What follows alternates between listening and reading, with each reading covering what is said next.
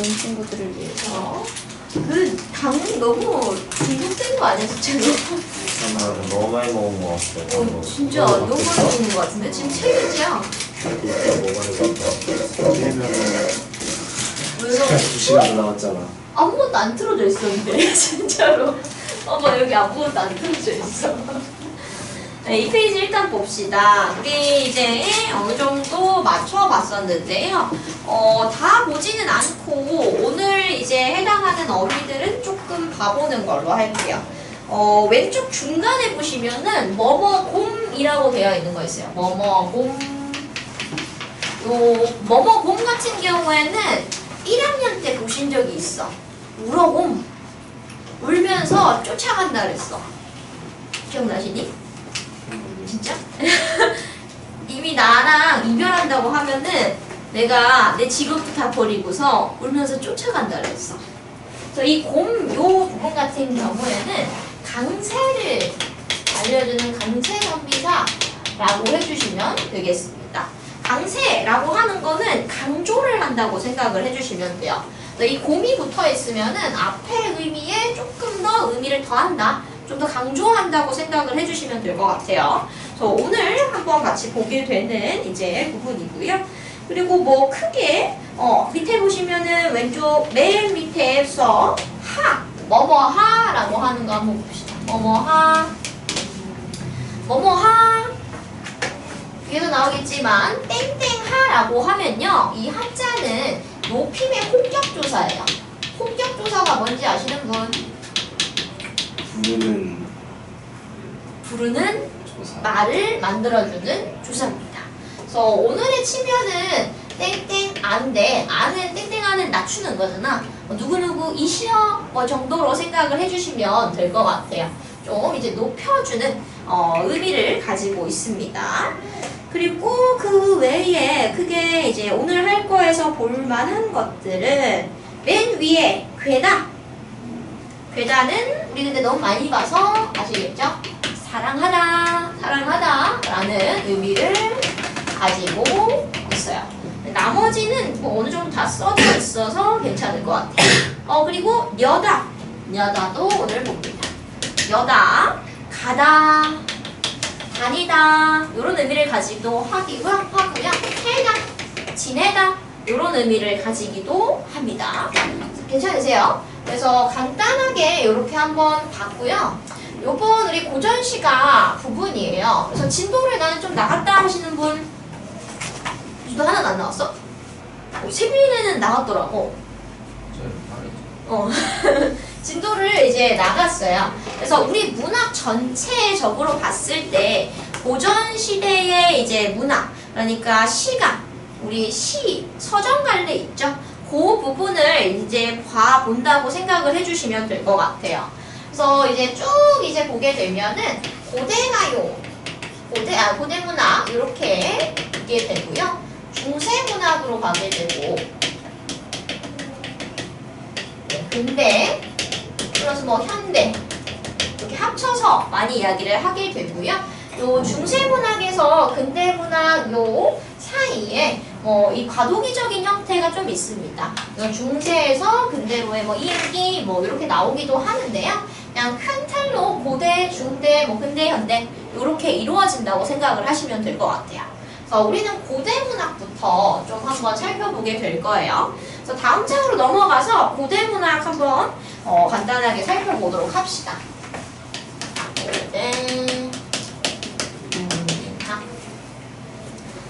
일단 고대문학이라고 하는 거는 민족 형성기부터, 우리 민족이 형성된, 처음 시작된 시기부터 삼국시대까지의 문학 정도를 이야기를 하게 되고요.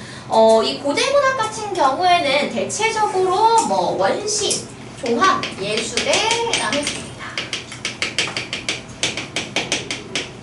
원시종합예술이라고 하는 거는 밑에 적어놨는데요.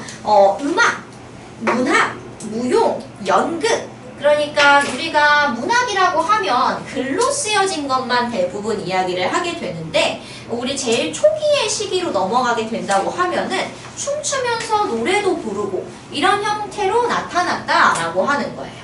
아무래도 뭐 글로 쓰는 게 많이 발달하지 않아서 그런 경우들이 많았겠죠. 그래서 이제 원래 처음의 형태는 이런 원시조각 예술에서 이제 출발을 했다고 생각해 주시면 되겠습니다. 그리고 또 이제 제천의식들이랑 이제 좀 관련이 있게 됩니다. 제천의식 뭔지 혹시 아시니? 제자가 무슨 제자일까? 제사. 제사. 천자는? 날씨. 하늘. 하늘의 제사를 지내는 의식들이 있었어요. 뭐 부여에는 영고는 한국사에서 했었죠. 기억이 막 새록새록하니? 새록새록하지 않은 것 같은데 부여의 영고, 뭐 동해의 무청, 고구려의 동매, 아니면 5월제, 10월제 이런 제천 의식들이랑도 이제 관련이 좀 있어요. 여기에서부터 좀 비롯됐다고 생각하시면 됩니다. 여기에서 막 제사 지내면서 춤추고 노래 부르고 뭐 요런 이제 원시종합 예술에서 조금 출발을 했다고 생각해 주시면 될 것 같아요. 그래서 이 고대문학 이제 시기에 해당하는 부분은 첫 번째로는 이제 설화가 있습니다. 설화. 이 설화라고 하는 거는 설자가 무슨 설자였는지 기억하니? 혀. 말로써 전해지는 이제 이야기들을 이야기하게 됩니다. 그래서 간단하게 말하면은 한 민족에서 구전되어 온 이야기예요. 옆에 적어줄게요. 한 민족에서 사이에서 구전 또는 구비전승이라고 하기도 합니다. 구비전승 되어온 이야기들을 설화라고 합니다. 구전할 때 구자는 입구자예요. 그래서 입으로 전달된다 라고 하는 걸 구전이라고 하거나 구비전승이라고 이야기를 합니다. 간단하게 말하면 설화는 그럼 입으로 전해진 이야기구나 생각을 해주시면 돼요.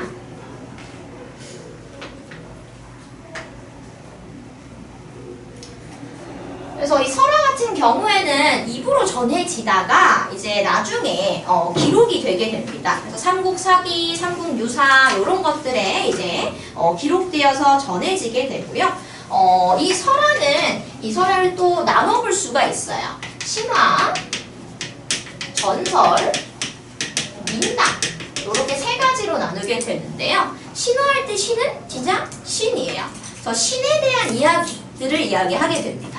또 외국 작품 같은 경우에는 유명한 거 뭐 있지? 그리스 로마 신화가 있게 되고요. 우리 같은 경우에는 건국 신화라고 해서 나라를 만드는 그런 신화들이 있습니다. 당국 신화나 아니면 주몽 신화 이런 것들이 있게 되고요. 전설 같은 경우에는 우리 1학년 때 제일 먼저 시작하는 사람 같이 온 사람들이 있는지 모르겠는데 1학년 때 우리가 그 장마라고 하는 작품을 했었거든. 네, 장마. 나는 공부를 했다 혹시 하시는 분? 누가 했지 않니? 장마라고 하는 작품을 봤었는데 거기에 엮어서 우리가 뭘 봤냐면 그 이야기를 봤어요. 까치가 옹교절 망고 까치가 제비가 구렁이한테 잡혀먹을 뻔하다가 제비 새끼가 종쳐가지고 살아난 거. 이거 뭔 얘기냐면 전혀 모르는데 이게 전설 중에 하나예요. 뭐냐면 이 까치 새끼인지 제비 새끼인지가 짹짹짹짹 있었어. 제비였나? 제비가 있었어. 짹짹짹. 근데 구렁이 한 마리가 얘를 잡아먹으려고 노리고 있었던 거야. 근데 우리 지나가던 사나이 하나가 얘를 활로 착 쏘아서 죽여버립니다.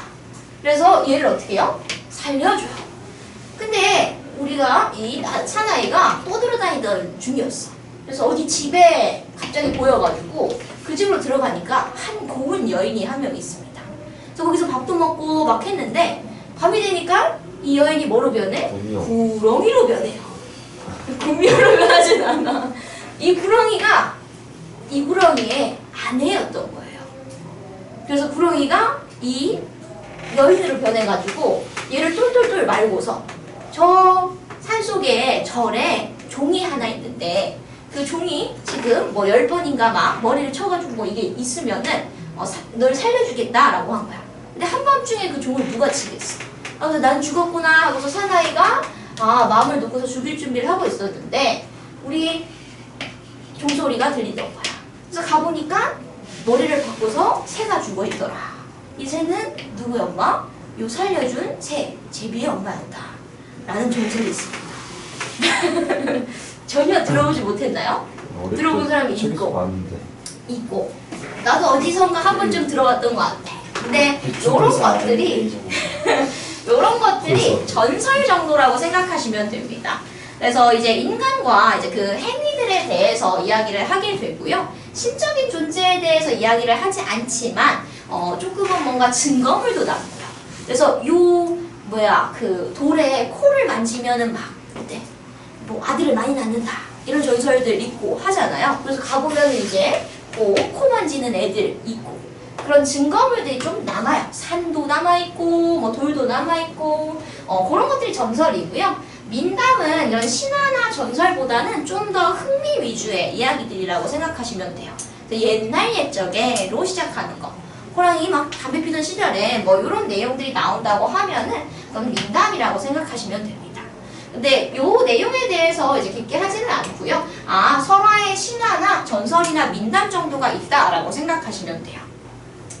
그래서 처음에는 건국 신화 위주로 이야기를 하게 되다가요. 나중에 신적인 존재보다는 인간적인 존재들이 좀 더 중요하게 되면서 전설이나 민담이 좀 나왔다라고 생각을 좀 해주시면 될 것 같아요.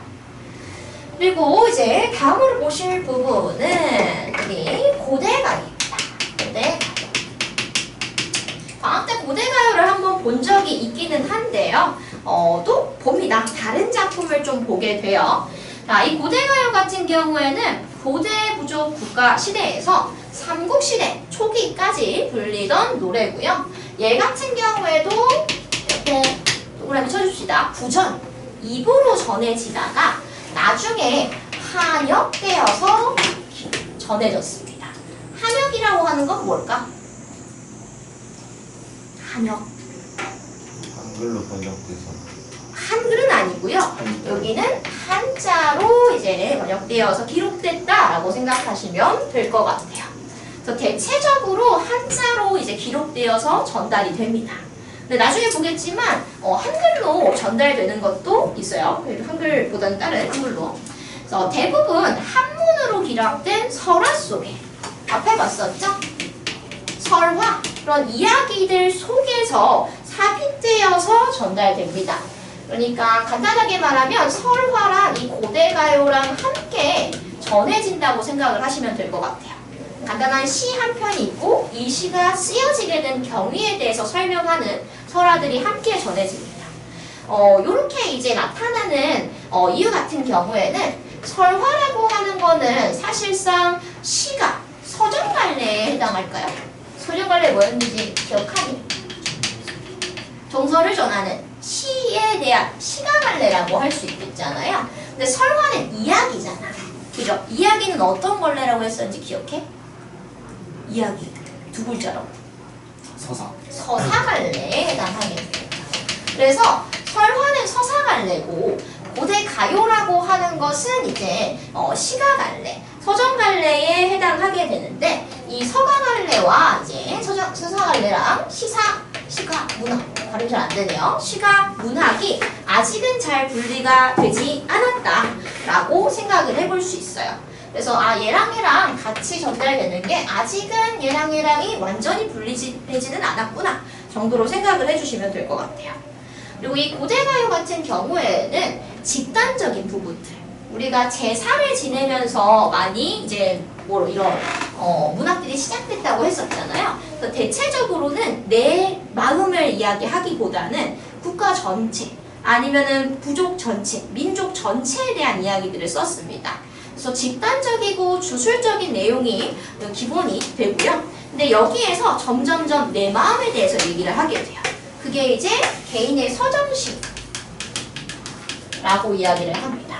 그래서 집단적인 내용에서 개인적인 내용으로 좀 점차 조금 분화되고 발전되게 되었다라고 좀 생각을 해주시면 될 것 같습니다.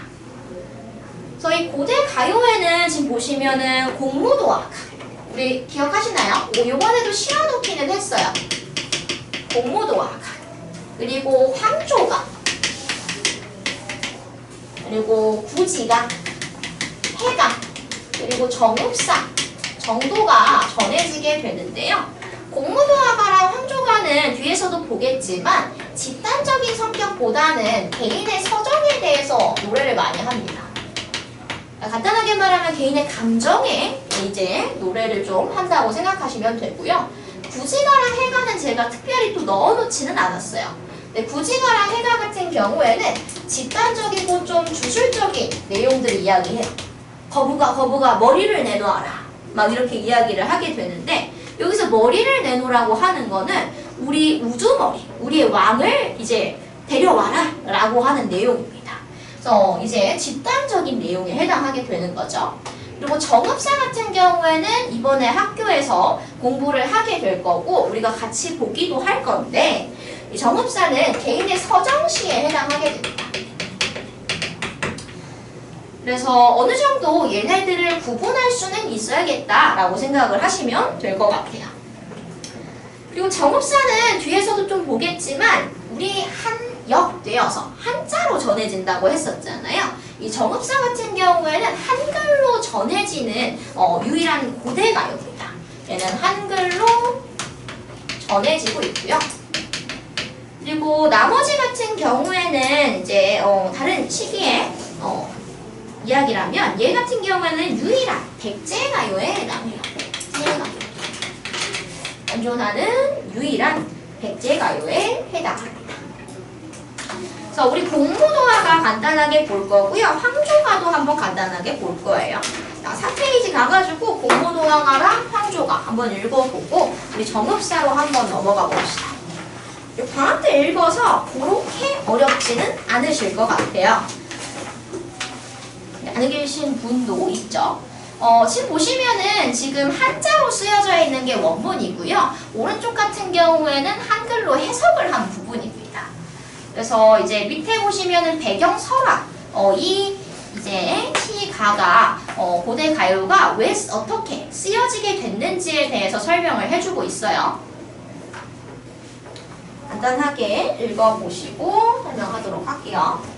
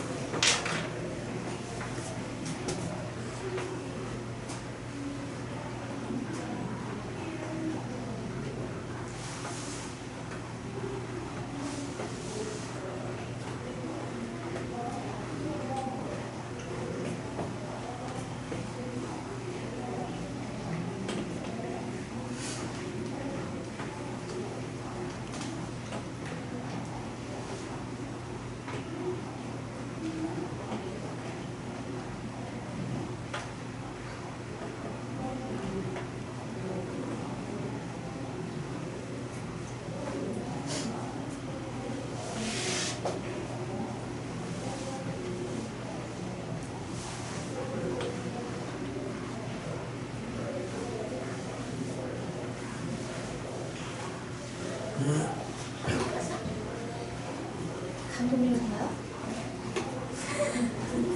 안 감동적이잖아.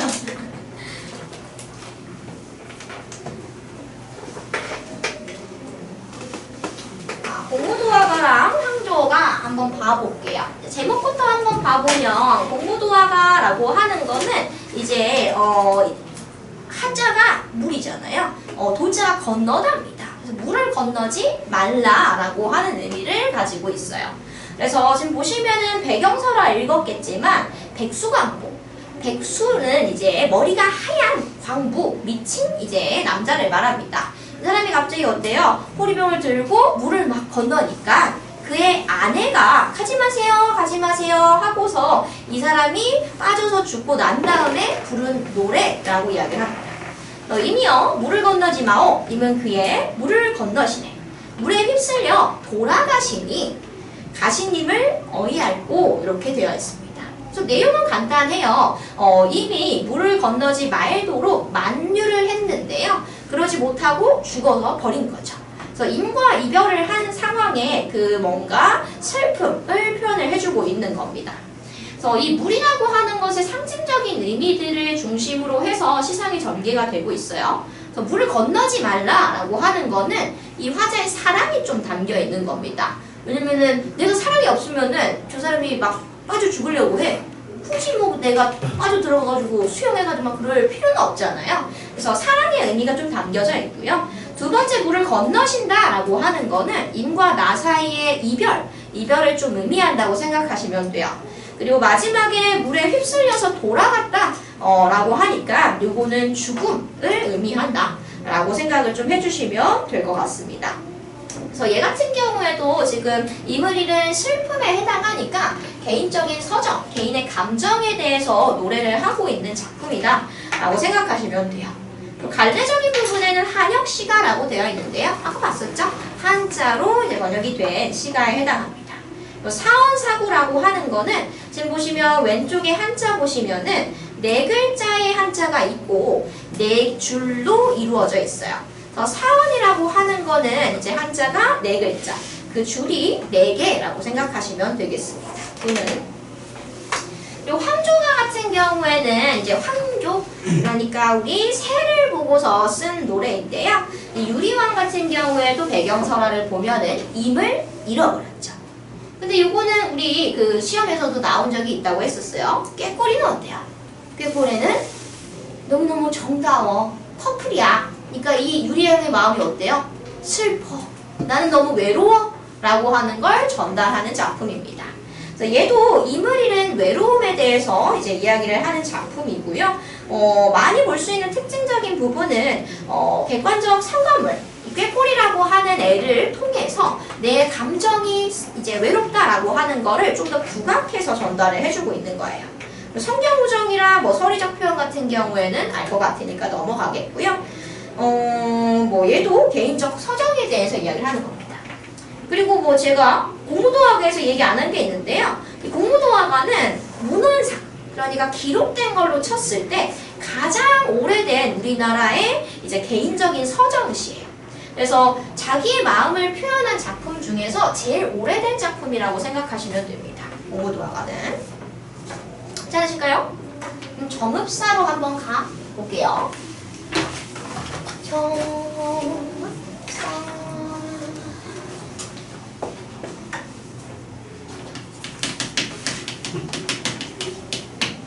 자, 정읍사의 배경설화를 한번 같이 봐보겠습니다.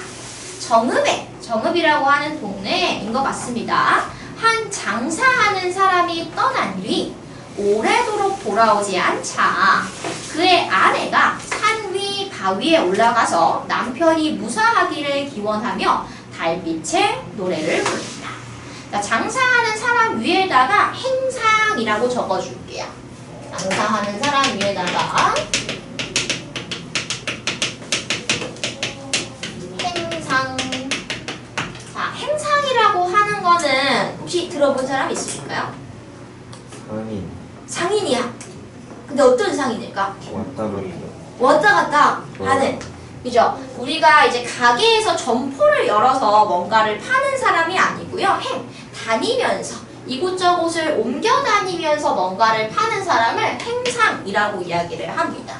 그래서 이 행상에 대해서 얘기를 하는 작품이고요. 이 행상이 이 화자의 남편에 해당합니다. 남편. 그래서 이 남편이 이제 장사를 하러 멀리 갔는데 돌아오지 않은 거예요. 그래서 그의 아내가, 우리 아내가 산 위, 바위에 올라가가지고 우리 남편 무사하기를 이제 빕니다 하고서 노래를 부른 거예요. 그 노래가 우리 정읍사에 해당하게 되는 겁니다. 괜찮으시죠? 근데 하지만 남편은 어떻대? 남편은 돌아오지 않았고요. 이 기다리던 그의 아내는 망부석이 되었다고 합니다. 자, 망부석은 뭘까? 돌이야, 돌. 돌이야. 무슨 돌이야? 망부석이라는 표현을 써보신 적이 있으신가요? 어찌저찌 못할 때? 그래, 좀 비슷한 느낌이긴 해. 소진 학생은 아실까? 망부석이 되었다. 이 망부석 같은 경우에는 이 일화에 있는 이제 내용이랑 동일하다고 생각하시면 돼요. 부자가 이제 지아비 부자입니다. 지아비가 남편이죠, 남편. 그리고 망자 같은 경우에는 뭐 기다리다 라고 생각을 하시면 돼요. 그리워하다, 기다리다 이런 느낌이야. 그래서 남편을 기다리다가 그 자리에서 죽어버린 거야. 그래서 뭐가 돼? 화석이 돼가지고 돌이 된 거예요. 그래서 망부석은 남편을 기다리다 죽어서 만들어진 돌입니다. 그래서 망부석이라고 하는 건 이제 뭔가를 오매불망 기다리는, 그래서 아무것도 꼼짝하지 못하고 가만히 있는 그런 상태라고 생각하시면 돼요. 비유적으로 이야기를 하기도 합니다. 그래서 이런 설화의 이제 배경이 된다라고 생각해 주시면 되겠고요. 그러면은 이 기원하면서 불렀었던 노래인 정읍사를 한번 이제 읽어보도록 할게요. 왼쪽 부분을 기준으로 일단 읽어봅시다.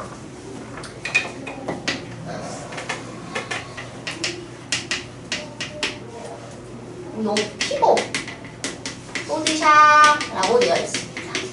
자, 요거는 아래 안은 이거 어떻게 읽지? 강학생 어떻게 읽지? 영상 보셨어? 아래 안은 대체로 아나으로 읽어요. 이거 아셔야 돼. 왜냐면 모의고사에도 많이 나와요. 아나으로 나오게 되는데 얘 같은 경우엔 드라는 아니겠죠. 첫 번째 올 때는 대체적으로 달아로 읽습니다. 달아. 근데 이 하는 아까 전에 봤었죠. 그냥 아가 아니라 높임을 나타내는 이제 혹격 조사였어요. 그래서 여기에서는 다리시여 정도로 생각을 하시면 됩니다. 다리시여 하고서 달을 부르는 거예요. 괜찮으셔? 그리고 높이고. 자, 높이는 요 같은 경우에는 이제 높이라고 생각을 해주시면 될 것 같아요. 그리고 곰 같은 경우에는 아까 전에 어떤 거였는지 기억하실까? 곰? 강조, 강세전미사라고 했었죠? 높이를 강조한다고 생각하시면 돼요. 높이 이렇게 생각을 해주시면 될 것 같아요. 높이. 그래서 도드샤라고 하는 거는 이제 도드시어니까 올라가서 비추세요 정도로 생각하시면 될 것 같아요. 다리시여 높이 비추세요. 괜찮을까요, 이거? 자, 그러면은 여기에서 이 달림을 부르는 이유 같은 경우에는 이 행상, 남편이 이제 걱정돼서 달빛이 환하게 비춰가지고 그 앞길을 좀 밝혀줘라 라고 하는 기원의 의미다 라고 생각을 해주시면 됩니다. 자, 그럼 다음 봐볼게요. 어기야. 얘 같은 경우에는 그냥 감탄사 정도로 생각을 해주시면 됩니다. 머리곰은 멀리 정도로 생각하시면 돼요. 근데 곰이 또 붙었죠.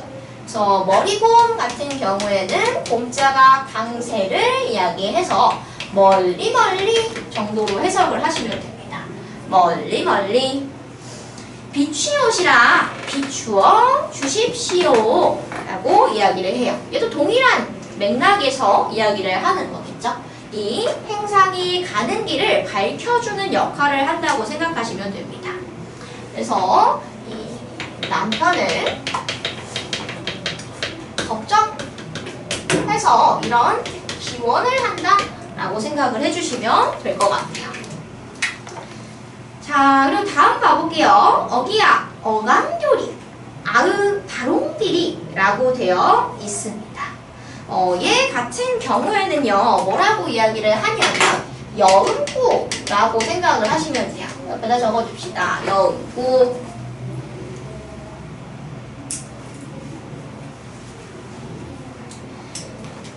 자, 이 여음구 같은 경우에는, 의미 같은 경우에는 대체적으로 없게 되고요. 의미는 없다. 의미는 없고, 대체적으로 음악적인 기능을 조금 이제 높여주기 위해서 많이 사용을 하게 됩니다. 악기 소리를 흉내내게 되거나 이런 경우들이 많아요. 좀 흥을 돋워주는 역할을 합니다. 자, 저제 여러신고요 라고 이야기를 해주고 있어요. 자, 저제라고 하는 거는 저자 정도로 해석을 해주시면 됩니다. 저자. 이 저자 같은 경우에는 시장이라고 생각하시면 돼요. 저작거리라고 하는 거, 사극을 좀 보셨으면 아실 수도 있는데, 요즘 다 잘 안 보시잖아. 그죠? 저작거리는 이 시장 정도로 생각하시면 됩니다. 이 시장이 나오는 이유는 왜일까요? 행상, 그지? 이 남편의 직업이 행상이기 때문에 이 시장이라고 하는 게 나온다라고 생각하시면 됩니다. 그래서 이 시장 같은 경우에는 이 남편의 직업과 관련이 좀 되어 있다라고 생각해 주시면 될 것 같아요.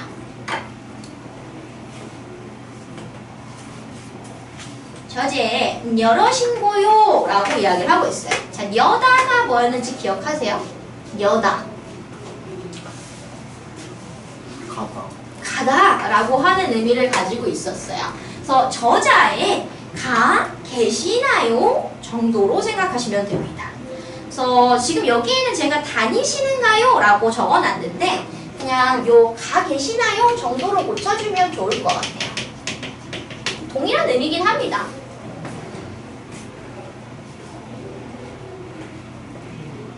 저자의 가 계시는가요?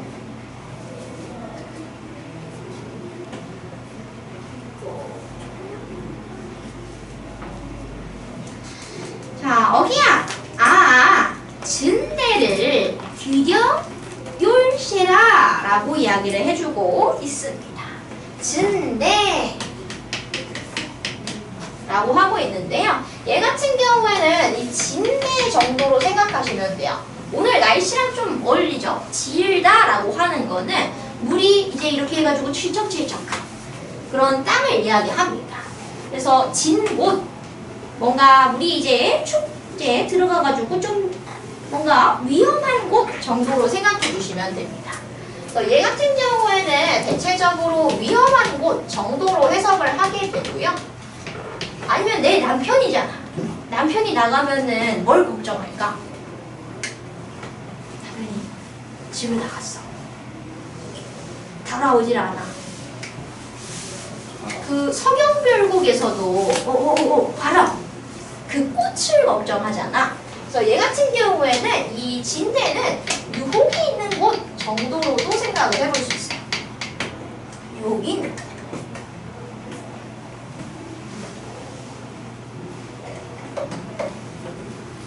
그리고 들여 열쇠라 라고 하고 있는데요. 요것도 아마 작년에 하셨을 거예요. 뭐뭐 할세라. 이거 뭘까? 난 혹시 기억을 하신다. 기억력이 그럼 상당히 높으신 거예요. 뭐뭐 할세라. 뭐뭐 할까?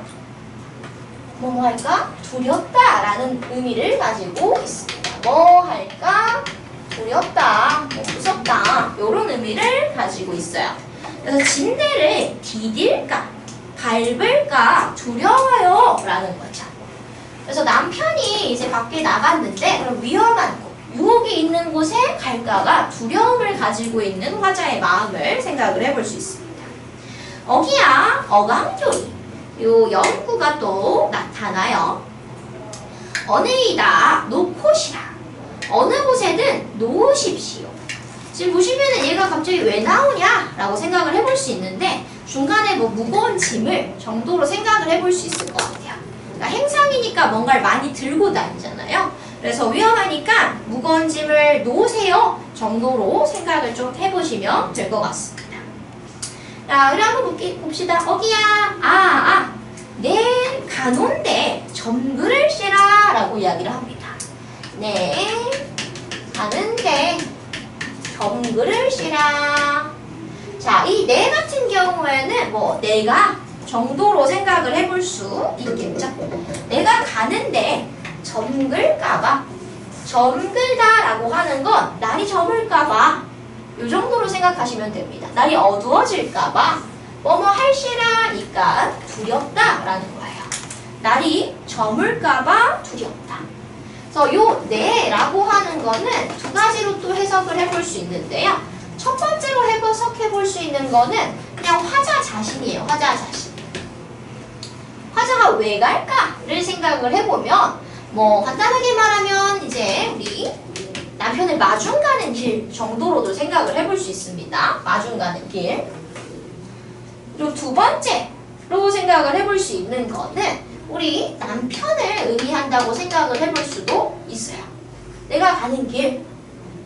근데 나라고 표현을 했잖아요. 그래서 간단하게 말하면 이 남편이랑 자신을 좀 동일시시키고 있구나. 나랑 뭔가 같이 여기고 있구나 라고 생각해 주시면 됩니다. 남편은 우리 집으로 오는 길 정도로 생각을 해볼 수 있겠죠.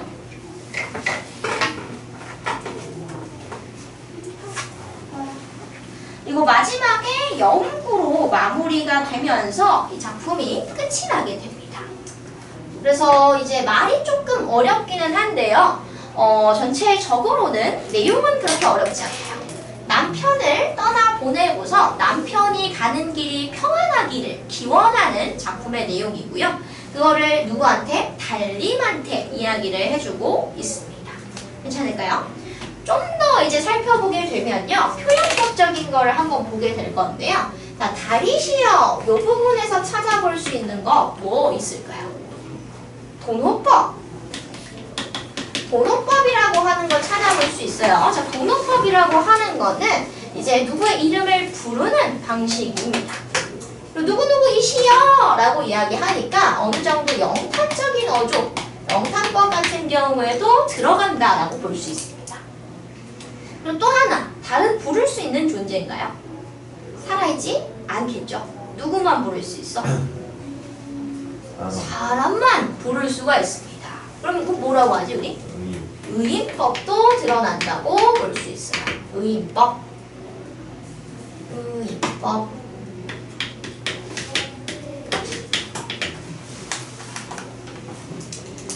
이 정도 이야기를 해볼 수 있겠고요. 이 달의 여러 가지 의미들도 생각을 해볼 수 있는데 이 달이라고 하는 존재 같은 경우에는 조금 신적인 선지신명을 얘기하게 한다 라고도 볼 수 있겠고요.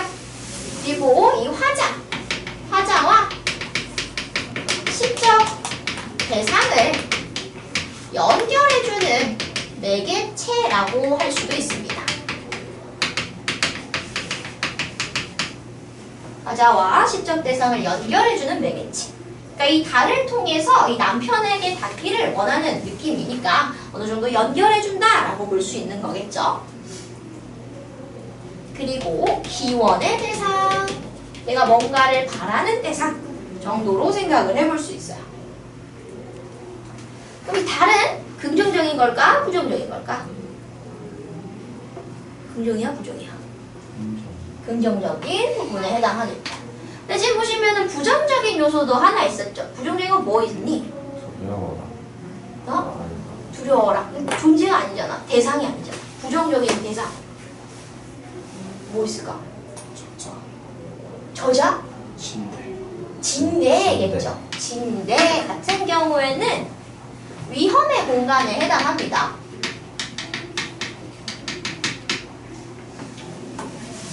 그래서 이 달과 진대 같은 경우에는 서로 대립이 되는 그런 관계라고 볼 수가 있어요. 대조적인. 그래서 밑에 한번 이제 살펴보시면은 갈래적인 것들로 보면은 고대가요에 해당하게 되고요. 서정시입니다. 왜냐하면은 자신의 정서, 화자의 남편을 걱정하는 마음이 담겨져 있는 서정시고요. 망부가라고 하기도 해요. 자, 이해가 어떻게 됐대? 망부석이 됐다고 하잖아요. 그래서 지금 남편을 기다리는, 남편을 그리워하는 망부가에 해당한다고도 볼 수 있겠고요. 주제는 이 남편이 간절하기를, 안전하기를 바라는 마음. 특징적인 부분에 제가 후렴구를 반복하여 사용한다고 했는데, 후렴구 말고 연구로 그냥 붙여주세요. 연구.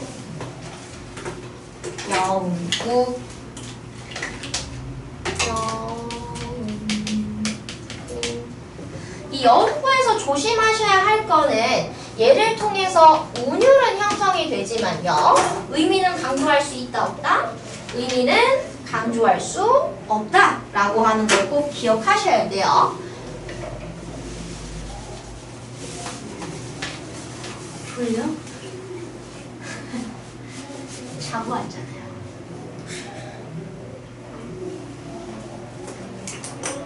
졸려. 그리고 이제 밑에 의의는 보면은 아까 똑같아요. 한전하는 유일한 백제의 노래고요.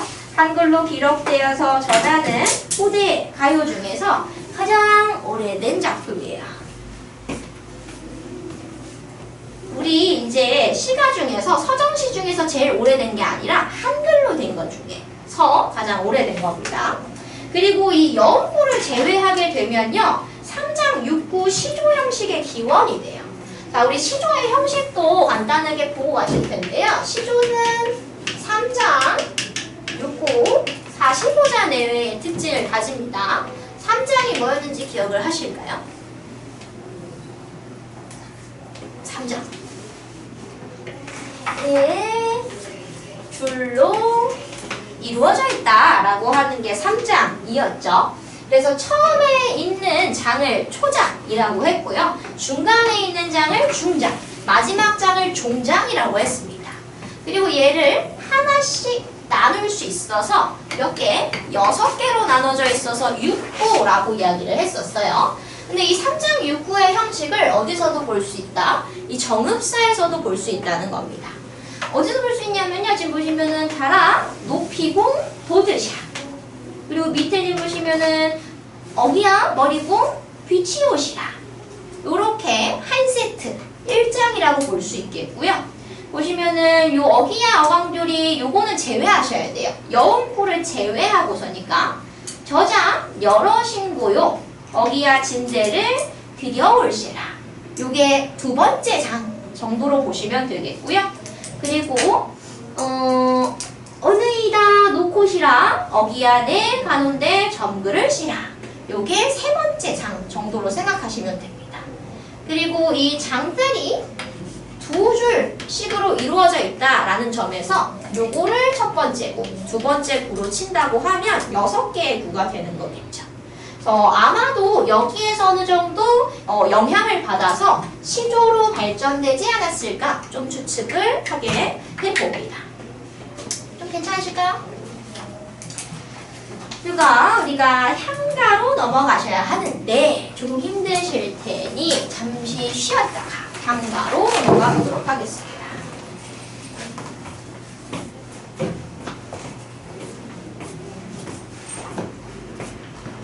신발 왜 벗으셔? 아프셔?